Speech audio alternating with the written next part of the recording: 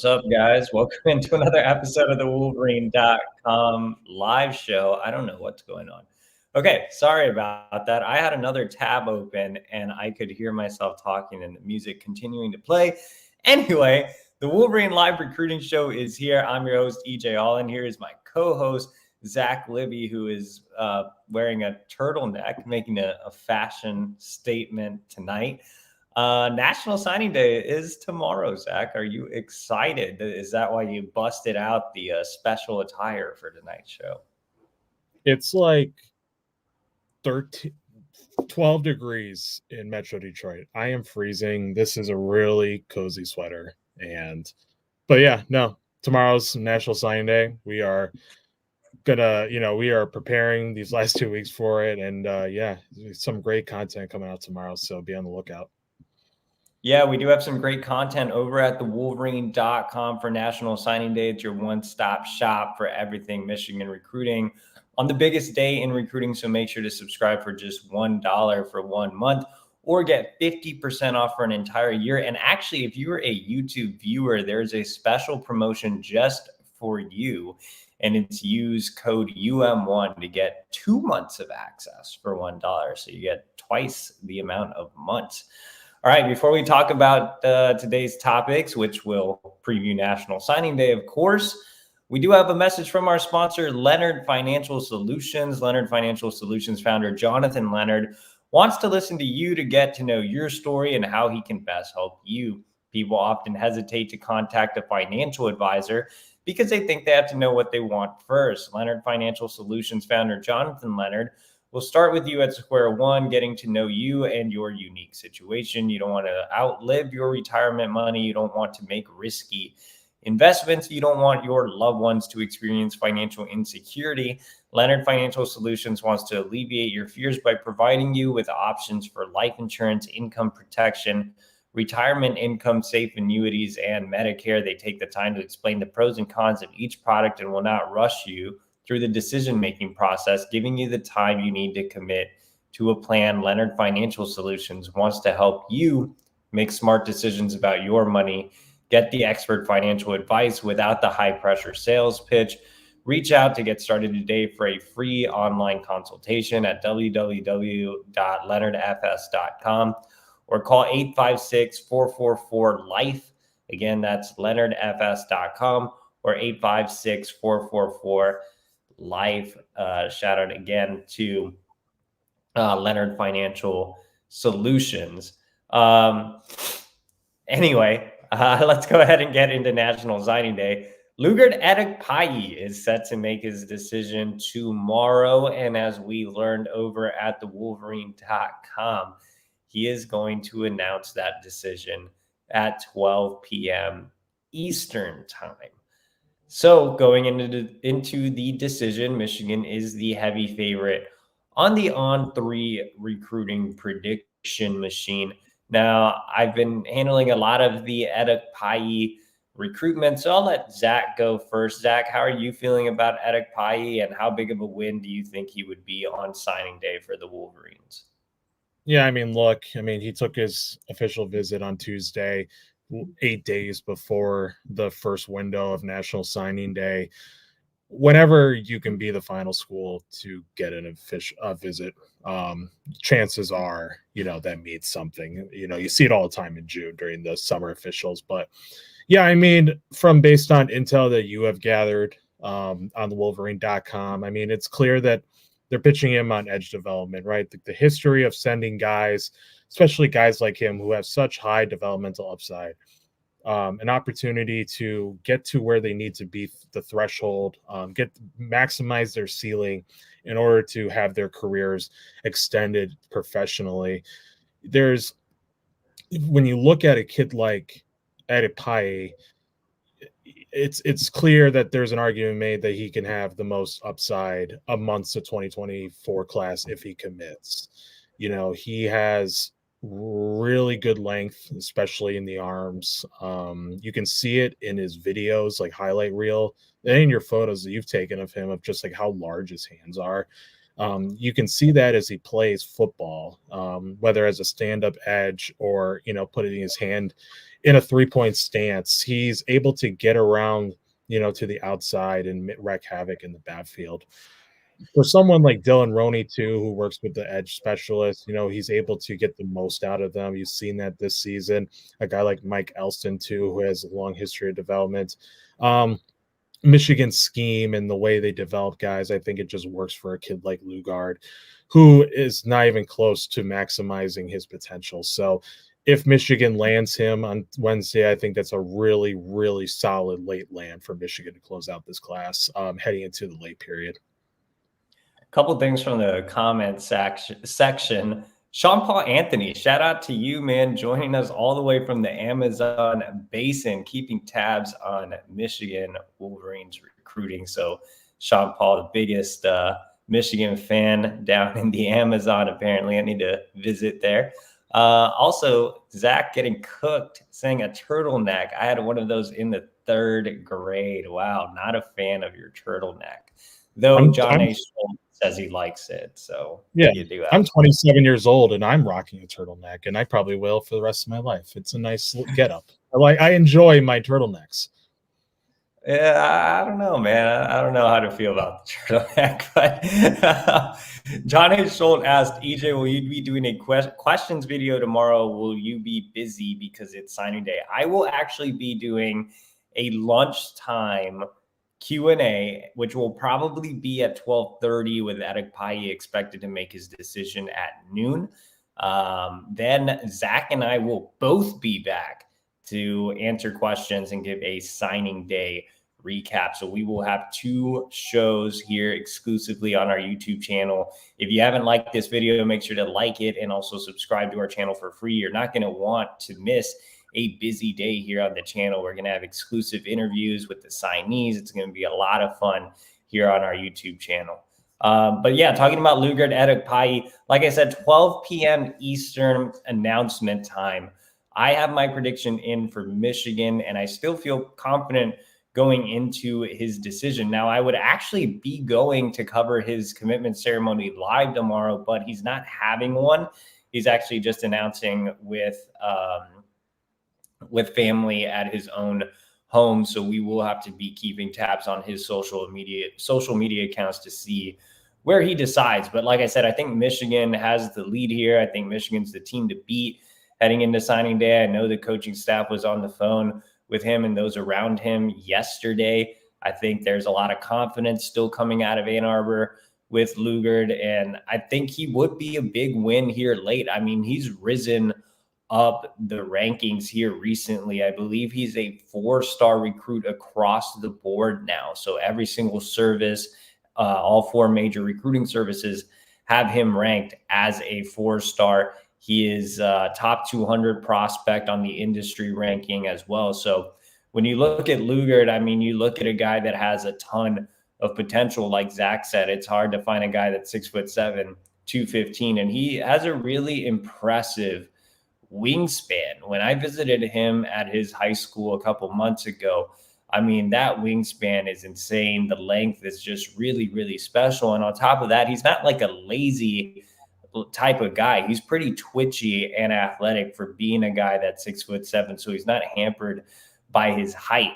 And he is, he does have a frame to add quite a bit of weight as well. Like I could see him bulking up into, the 265, 270 range. Like he could be a big edge. So yeah, he's really, really impressive. Now, the thing about Edokpayi, and, he's actually would be the highest ranked edge take this cycle. He's ranked ahead of Devin Baxter and Dominic Nichols.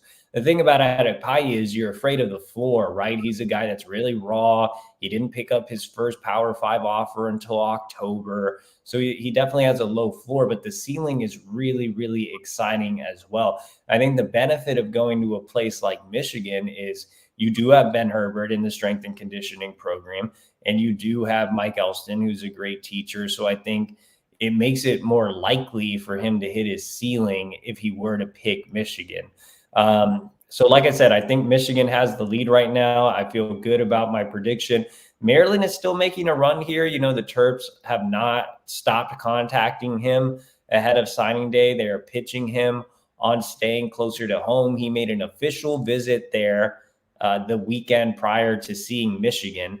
But I think Michigan did enough on the official visit. He has great relationships with Dylan Roney and Jesse Minter, who are leading the way in his recruitment. But I think the two things that are really going to make the difference for Michigan are academics and development. Edokpayi is a great student in the classroom. His family values what Michigan can offer away from the field, and development. You know, we talked about Ben Herbert, but you also have Michigan just having a great track record of developing pass rushers. So, you know, it would be surprising if Edokpayi spurned Michigan for Maryland.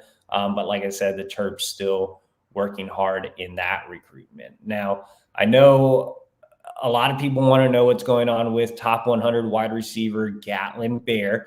It does not look like he's going to make a decision tomorrow. It is very likely he waits for the late period. I believe I reported that sometime in the last week. All the days are blurring together now because of signing day, but I know we mentioned it over at thewolverine.com that it's looking like a late period decision for Gatlin Bear. And now he is down to Michigan and Oregon. Michigan has the healthy lead on the On3 recruiting prediction machine, but obviously with him not signing, it gives Oregon more of an opportunity to continue to make a run. How concerned are you, Zach, that Bear is waiting till the late period? And do you think that Michigan could lose some momentum here since he's not signing right away? I always assumed he was going to take it beyond December 20th for a couple of reasons. I think the first would be the fact that he has unanswered questions about Michigan. And he was kind of open with us about that after his return visit to Michigan for the Ohio State game in late November. I mean, the direction in which basically Jim Harbaugh might not be the coach, right? Like, there's always the possibility. The question of what the program will look like, you know, once he signs, or if it's, you know, short term or long term once he takes his 2-year mission. I think that was stuff that was brought up during the visit and stuff that, you know, was handled correctly, especially during the in-home visit in December, and then meeting with Harbaugh and the staff during that weekend. And as I mentioned, you know, Barrett, that's something he's been monitoring.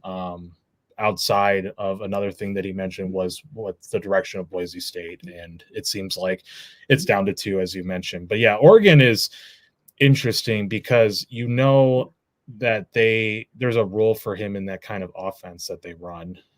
It's closer to home. It's territory that he's very familiar with. You know, he's been to Ann Arbor twice, so it's not like it's not unknown to him. But yeah, I also don't think he'll visit again in January, even though that there's an opportunity, because he's seen everything that he had to see on his June official visit and then for the Ohio State game. But yeah, I mean, in terms of confidence, no, it didn't really change anything. I just kind of assumed, you know, my assumptions came true. But yeah, I mean, in terms of Michigan stands, I always believe that honesty and genuine approach from the coaching staff and how they've recruited Bear and his family over the past several months has continued to resonate, and especially was held firm during that game against the Buckeyes. You know, things like Michigan's strength and conditioning coach, Ben Herbert, you know, for a kid like Bear who wants to go into kinesiology and go down that line of work, you know, having an opportunity to work with the best in college football is an opportunity. Being from a small town, I know we just talked about this last time, but like small town and Burley, having that comfort of people, similar types in Ann Arbor is reassuring. The Colston Loveland connection through his head coach, the connection through his faith through Andrew Gentry, and then obviously having a role in an offense and being a player that Michigan might not have seen in a long time, just a burner on the outside. So I still think Oregon's going to continue to push until February. You know, that's a very, very aggressive team on the recruiting trail. But Michigan has done quite a bit to assure him that there is a family feel and a home feel in Ann Arbor. So I know both of us haven't put in picks yet, but I feel like I'm not losing confidence in Michigan's where they stand right now. Yeah, I'll bounce off of that by saying I would have put in a pick had Bear said that he was announcing tomorrow, right? Like if Bear was making a decision tomorrow, I would have put in a prediction for Michigan. One of the biggest reasons Zach and I haven't put out predictions is because we knew this was a possibility. Now, the good thing when you look at Oregon, you usually think NIL, right? Oregon's known as one of the major players when it comes to NIL, but I don't think that will really be too big of a factor with Gatlin Bear. It seems like his family is not about NIL at all. And they showed that the first time when they committed to Boise State. So I don't think NIL will be a factor. I think the things that Oregon is pitching him on is being a little closer to home or easier travel, I guess. But the more important thing is offense. I've heard that Michigan has been negative recruited pretty heavily here, especially after the Penn State game where they ran some more.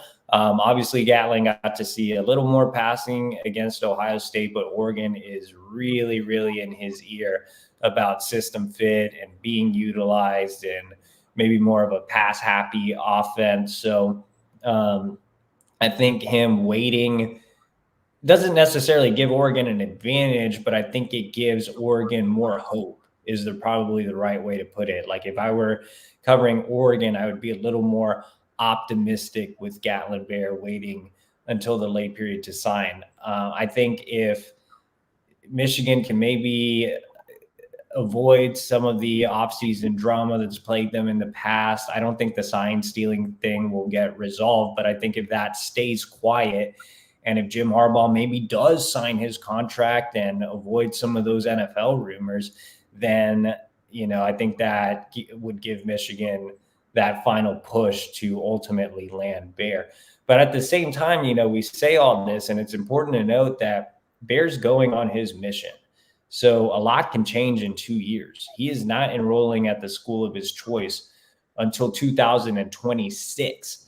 But yeah, I think that Bear's an important target regardless. I mean, he has game-changing speed. He can make an immediate impact in 26. But again, a lot can change there, just like it did for Andrew Gentry. He signed with Michigan. He signed with Virginia first, or didn't sign. I guess they signed a financial aid agreement, but he picked Virginia first. Then things changed there with Bronco Mendenhall leaving, and Michigan was able to win him while he was on his mission. So, yeah, I'll be interested to see, how things play out, not just in the late period, but moving forward over the next couple of years into 2026. So I do think Bear has a good head on his shoulders. He wants to make the right decision so he doesn't have to worry about recruiting during his mission. And when you're on a mission, man, you have to be locked in. Like I spent some time with Gentry on his mission, and you're not really allowed on social media. You only communicate with your family like once a week or once a month. I forget exactly what the time frame is. Like you're out there fully committed to your faith. So I think Bear wants to get that decision over with. But again, at the same time, there's so many moving parts when you have a kid going on a mission that's not enrolling until 2026. So we'll see what happens in February and beyond. And shout out to everybody that's joining us from all over the place. Kevin Johnson, all the way from Baja, California, Mexico. My wife's actually doing some research on mangroves out there, so maybe I will visit you, Kevin Johnson. Before we move on to the commits that are set to sign tomorrow, let's go ahead and go to our sponsor, Barry Gallagher. He's actually written a book about Lloyd Carr. It's called Lloyd Carr's Michigan Football Journey. Millions of Michigan Wolverine football fans love Coach Lloyd H. Carr Jr. almost as much as he loved the University of Michigan. This insightful book details how an interim coach stepped up for the Michigan Wolverines and won his way into the College Football Hall of Fame. Lloyd Carr's Michigan Football Journey tells a complete story of Coach Lloyd Carr's 28-year journey, 15 years as an assistant and 13 years as a head coach, to bring Michigan football back to national prominence and how he kept it there. Coach Carr's incredible work gave Michigan fans one of the greatest eras in the school's magnificent football history. This book gives you a comprehensive look at the amazing Michigan career of Lloyd Henry Carr Jr. It is full of original research, charts, and tables, and clearly illustrates why Coach Carr became a college football legend. Get insight into one of college football's greatest coaches by ordering your copy today at Amazon or at mden.com. And again, that is Lloyd Carr's Michigan Football Journey by Barry Gallagher. So, yeah, I will be ordering Lloyd Carr's Football Journey for Christmas to hand out as gifts. Christmas is right around the corner, and people need to read more. They need to stop watching TV and they need to read. And so this is a perfect gift to get anybody, and also you can get it for your children, make them read. Children should be reading. You can get them for your grandparents that remember Lloyd Carr. Old people like to read as well. I actually had Manuel Beagle, who will be joining the Wolverine YouTube channel tomorrow to talk about signing with Michigan. And he told me that his biggest hobby is reading. So we all need to be like Manuel Beagle and get a copy of Lloyd Carr's Football Journey and read that or give it as a gift. All right, let's go ahead and go down to our final topic of the day, and that's the commits. There isn't a lot of drama this National Signing Day, which is, a little disappointing just because, you think about signing day, you think about the drama and everything that comes with National Signing Day. But other than Edokpayi making his decision and Gatlin Bear maybe surprising people and making a decision tomorrow, but likely waiting to the late period, there aren't a ton of storylines here.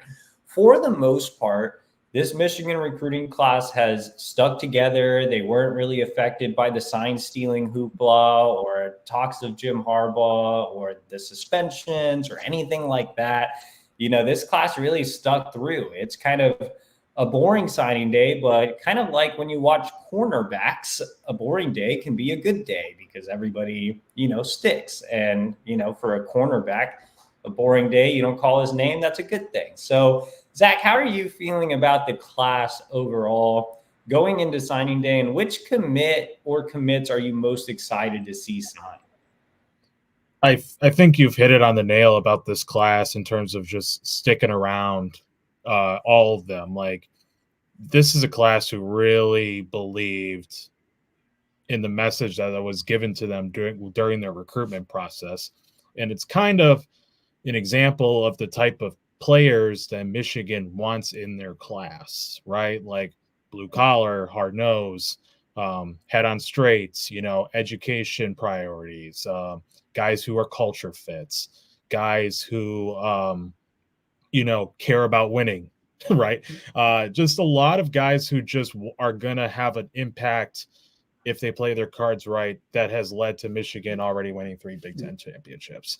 This is a class that has bonded together really well over social media, over text, over calls, during just following their journeys. You can just tell that they're already good friends. And I feel like that camaraderie is only going to shown on the football field. So I feel like not having drama during the on National Signing Day is a good thing. You want to end the year exactly how you want it to intend. Just guys who believed early, and you didn't have to deal with the drama of National Signing Day. But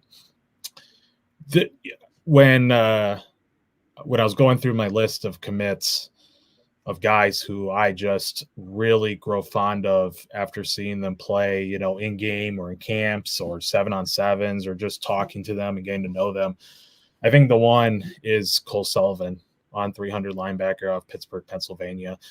A kid for, in May, he committed to Michigan after Notre Dame was perceived to be the lead. It took 2 unofficial visits in March for him to feel like Michigan was home. For the type of player that Michigan is getting, you realize he's just an athletic freak, like 6'3", 200 pounds, so much more room to grow physically, especially in the upper half. His athleticism is a multi-sport, so he's really good at basketball as well. He played 12 games as a senior, and defensively, he recorded 105 tackles, 3 sacks, 2 forced fumbles, 2 fumble recoveries, and 2 block punts. He was also a starting wide receiver.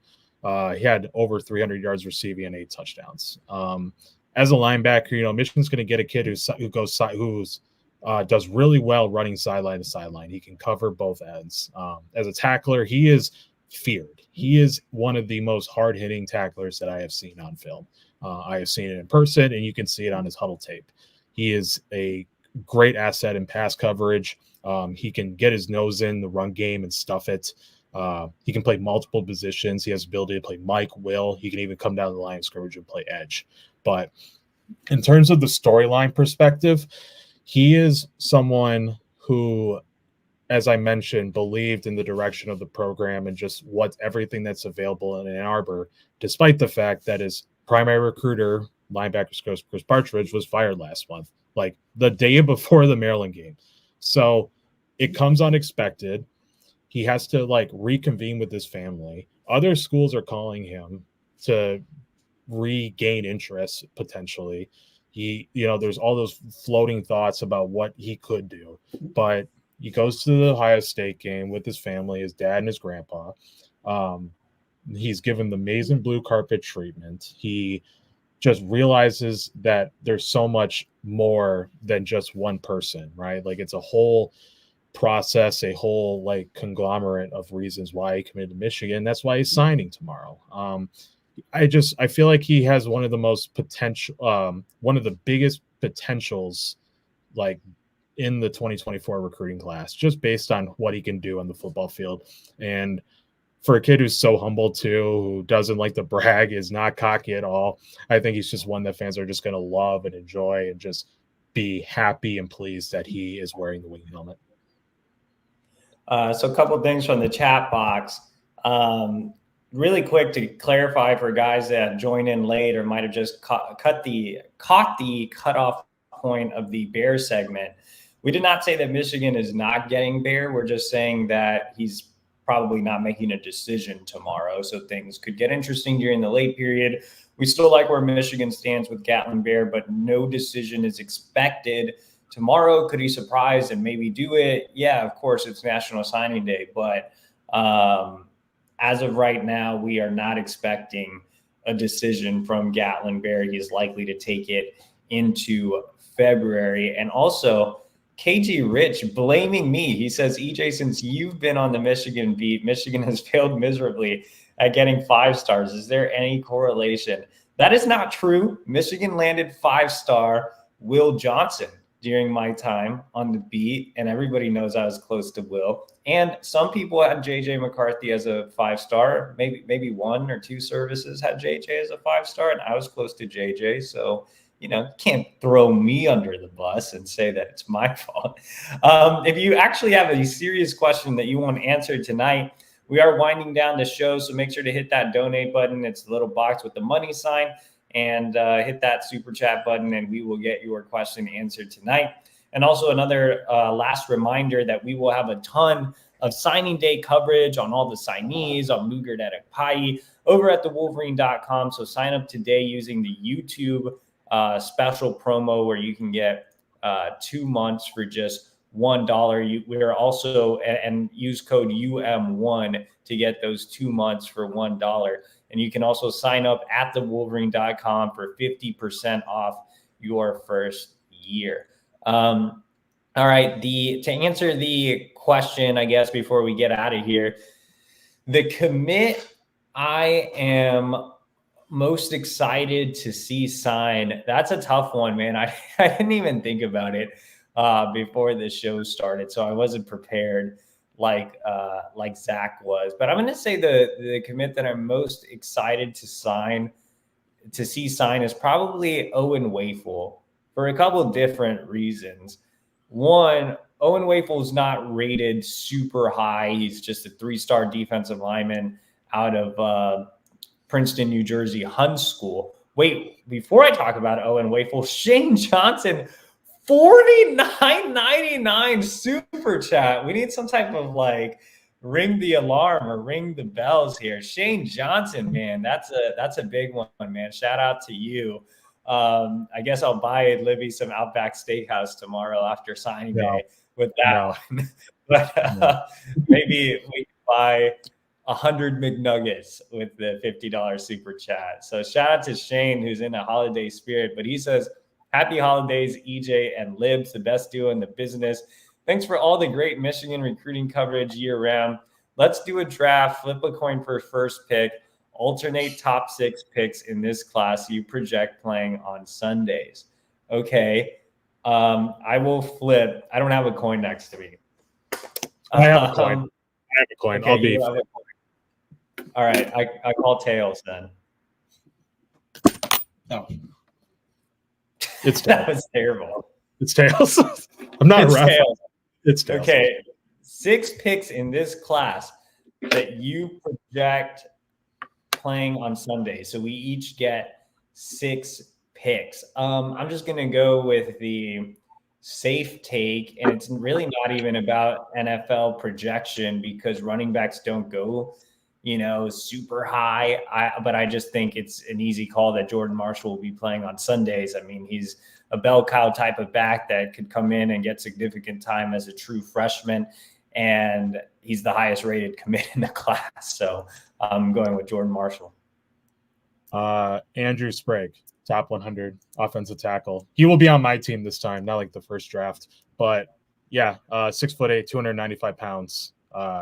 He is, I think people are really high on not just his ceiling, but his floor. So I project him as a starting left tackle at some point in his career at Michigan, and I feel like that will translate to an NFL career.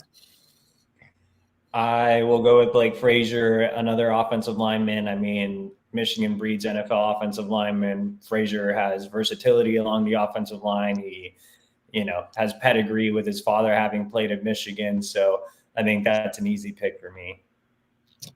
I'll go back to Cole Sullivan. I firmly believe that he could be a first-round draft pick. I think he is incredibly underrated by the recruiting services. The fact that he's only a top 200 prospect on one service is a joke. So I firmly can see him getting playing time as a true freshman and getting to being a mainstay on that defense. So I think he will be an NFL player.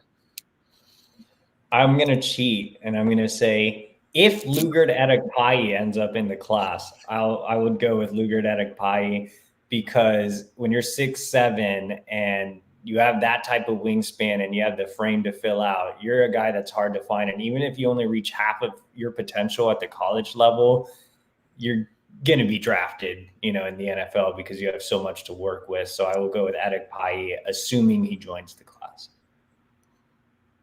I'm going to take your guy and say Wafel. I have never seen him. Owen Wafel. That was a surprising pick. I've never seen him live like you have, but your videos have made me just gravitate to him just being a brute force as a 3 technique or a 5 technique. So as a player who plays mean, has a mean streak, and as he's mentioned to you once, putting people on his own highlight tape as opposed to him being on other people's, I think he is going to be a wrecking ball in that interior. And I think someone like Mike Elston can develop him into the best player possible. When you're talking about, potential and upside, you have another edge that really has that, and that's Devin Baxter. I think he has one of the biggest ceilings in the class. He's another guy that's just a really impressive physical specimen, super athletic, also a basketball kid. I think, again, much like the offensive line, Michigan breeds pass rushers. So Baxter is another, pick for me. So is that your 4th? That is my 4th. I will go with another offensive lineman. I'll say Jake Winera because Michigan has shown to have the most success with developing centers with Drake Nugent this season, for example, finalist for the Remington. So I think he can be in that conversation as well as an upperclassman. And centers are hard to come by, like really, really stalwart centers. So I feel like he has an opportunity to do so with Sherrone Moore under his watch. I'll go David Polypale. I mean, he's a 300-pounder already. And, those types of guys always get drafted, whether he ends up as a nose or a three technique. He's another guy that offers versatility along the defensive line. So, I think Polypale is, even though he has more of a stout build and he's not super long or anything like that, I think he's, a safe take to be a mid to late round draft pick. I'm going to go with Jaden Davis because we've talked about him in great length, but I feel like his skill set, it would be best in a scheme like Michigan's. Game manager, field generals, knows how to scan the field. Short to intermediate passes. I feel like I don't know where he would be drafted, but I feel like development under someone like Kirk Campbell, quarterbacks coach, who JJ McCarthy has talked about in depth ever since he got promoted on staff. I feel like Kirk could get the most out of Jaden Davis. All right, last picks. And I'm getting a steal here with my 6th pick, and that's Brady Prescorn, and one of the highest rated commits in the class, tight end position. Michigan's great at producing tight ends who have plenty of opportunities. I mean, he fits the mold of a Colston Loveland type, who I think is obviously going to the league as well. So Brady Prescorn would be my final pick. That was going to be my final pick. Yeah, I mean, that's a toss-up between the two West Coast commits, tight end Hogan Hansen and running back Micah Kapana, for different reasons. I feel like Hogan Hansen, if you don't know, he plays for a wing T offense, like a veer offense, and my goodness, that kid knows how to block and does it well. He just with that attribute alone, I feel like that can get him an opportunity in like 10-man personnel, like a 12-man personnel or something, just to get him on the field. 6'6", 230 pounds, but it could be him or Micah Kapana, just a burner in the open field. As a junior, he had over 1,000 yards on 70 carries. I feel like he is the most underrated commit in this class. So both have opportunities to have a role in the offense in one way or another. Yeah, so since Zach gave a couple of extra picks, I'll give some honorable mentions. I gave one extra pick. He always gives extra picks, but I think honorable mention for me would be Jaden Smith. I am so afraid of his floor, but his ceiling's crazy. He's the guy that just is going to be a special teams monster as soon as he gets to campus. So, him and Dominic Nichols, I think, are two upside guys that deserve honorable mentions. But anyway, shout out to Shane Johnson again, man. $49.99. That's huge. We really appreciate that. Like I said, if anybody wants their question answered tonight, hit that super chat button. I'll be back for lunchtime tomorrow, and we'll answer all your questions. But to kind of end the show with our final topic, it was before Shane came in. It was which commit are you looking most excited to see sign? And for me, it was Owen Wafel for a couple of reasons, because one, he flipped from Notre Dame, and, I despise Notre Dame. So it's always great when Michigan can get a flip from Notre Dame, because I can use the little leprechaun gif, and you have all the Irish fans crying in the mentions. So that was fun for sure. And also just, from a playing standpoint, he's so fun to watch, man. I really enjoyed seeing him this season. If I could have gone to an Owen Wafel game every week, I would have gone, just because he was so aggressive and intimidating, always made plays, and just really funny without trying to be funny, because he was out there yelling at guys, leading guys. I mean, talking trash, like you name it, Owen Wafel was doing it. And, off the field, he's just, like I said, he's funny without trying to be funny, because he's a really nice kid. But I feel like if you get him angry, like if you turn on that switch, he has to hold back from getting upset. And I think you'll see that in our Q&A tomorrow when we do our signee spotlight video with him. But he's just super entertaining, and he's really genuine. I think he'll just say things off the cuff that'll make you, just get excited or make you laugh. I think he's going to be a big fan favorite in Ann Arbor. So really excited to see Owen Wafel sign tomorrow, and all the guys sign. This has been a really quality class overall. We will be on thewolverine.com starting at about 5:45, 6 a.m., depending on when I can get out of bed. Libby will be online as well in the morning, and then he'll be hitting a couple of ceremonies in the afternoon.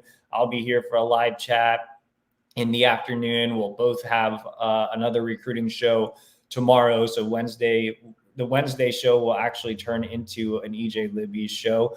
And again, last reminder, sign up for thewolverine.com today. We'll have all that coverage over there tomorrow as well.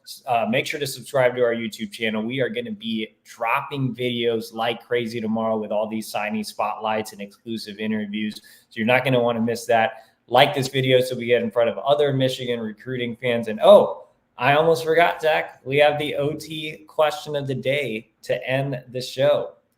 And it says, EJ claims he'd be a marine biologist or something if he didn't work in the recruiting services. It's actually an astrobiologist. Do we believe him? I mean, my wife's getting a PhD. It's not like, she was going to marry some Dumbo. But more importantly, what would Zach be? Wait, before you answer, Zach, I do want to let everybody know that Zach once worked at Red Lobster, and he took joy in finding different methods to kill the lobsters. He was telling me about this. Now he's going to deny it. Look at him. You're just adding pronouns or adjectives or nouns or whatever it's called. Like, you can't just add joy. I'm just saying it's part of the job. You had to. You can't just add. Zach would be a lobster hunter because he kills them for fun, man. Yeah, dude, he had children pick out the lobsters at the tank and be like, I want you to kill this one. And he would do it. What a savage, sick individual killing the lobsters like that. You were making $8.50 an hour for a chain restaurant in Mount Pleasant, Michigan. You got to make it fun, but it's not like I had a bloodthirst for killing lobster. It was just, finding joy in it. It's not like I was having like a hobby of mine killing domesticated lobsters in a fishbowl. That's what Zach was doing. So that would be his career path. He would be a lobster hunter where he would absolutely destroy poor lobsters that are defenseless, and finding creative ways to kill them. Maybe he'll become a lobster chef, but that does it for our show tonight. Now we know that Zach is a serial killer, and I'm the fun guy. So make sure to like this video, subscribe to our YouTube channel, and we will be back tomorrow to break down National Signing Day, and we will avoid the lobster talk.